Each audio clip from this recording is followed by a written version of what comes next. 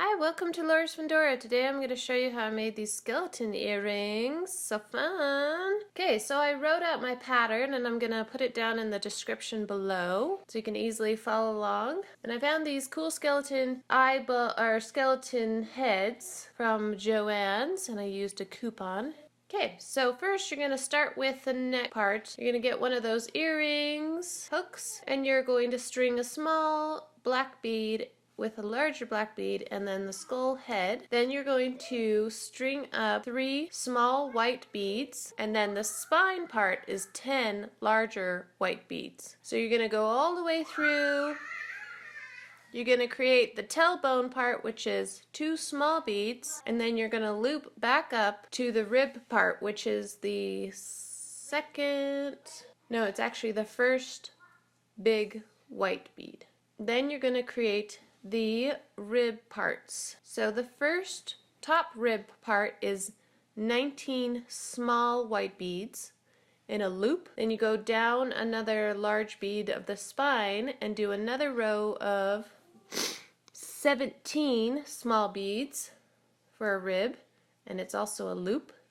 Then you go down another large bead of the spine and string up 15 small white beads in a loop. Then after that you're going to string all these rib parts together. So you're going to go back up to the top rib part and you're going to count to the middle bead, which is going to be the, it's going to be the 10th bead. Then you're going to add a small bead and loop and connect it to the next rib down to the middle bead of that rib.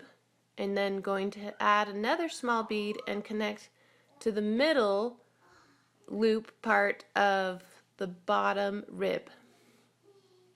Then you're going to string back up through these beads so it creates kind of a connection of all the ribs. Okay, then you're going to start the hands. So the hands are really awesome. They're pretty simple. You go to the top rib and you count 3 actually no, it was more like 4 small beads from the back of the spine, and then you're going to jut out 3 small beads more with a large white bead for the elbow, and then 4 small beads for the arm.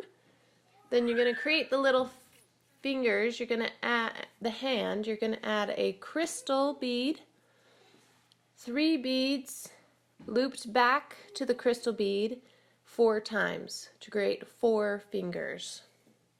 I tried to put 5 fingers, but it just got so crowded, and 4 does the job just fine. So you're going to repeat this process on the other side of the rib, the top rib, 4 beads from the spine. You're going to repeat it. And to create the bend of the elbow, you're going to go past the large bead of the elbow, and this will tighten and create kind of an elbow looking bend of the beads. Then you're going to go down through the spine and create the hip parts. So the hips are a loop, just kind of like the ribs, but to one side it's going to have 6 small beads looped, and then you repeat it again to add the other hip.